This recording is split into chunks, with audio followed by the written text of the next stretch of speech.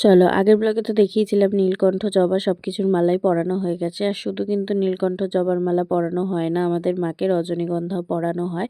সেটা তোমাদেরকে আগেও বলেছিলাম, এবার দেখে নাও। রজনীগন্ধার মালার পরে একটা মোটা সাদা মালা, যেটা শুধুমাত্র ডালিয়া ফুলের ছিল, যা ওজন ছিল আমরা একা চাগাতে পারছিলাম না, সেটা মায়ের মানে মাকে পরানো হয়েছিল।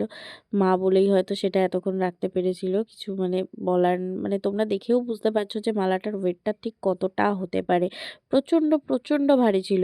আর এই সব মালার ওপরে আমি যেটা নিজে হাতে গেঁথেছিলাম, সূর্যমুখী মায়ের জন্য ফুল এনে বাড়িতে বসে গেঁথেছিলাম, সেই মালাটা পরানো হয়েছিল। সেই মালা পরানোর লাস্টে একটা ফটো তোলা হয়েছিল।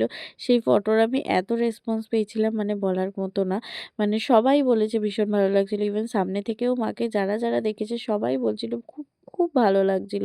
মানে আমার খাটনিটা যে সার্থক হয়েছে, এর থেকে ভালো আর কিছু হতে পারে না।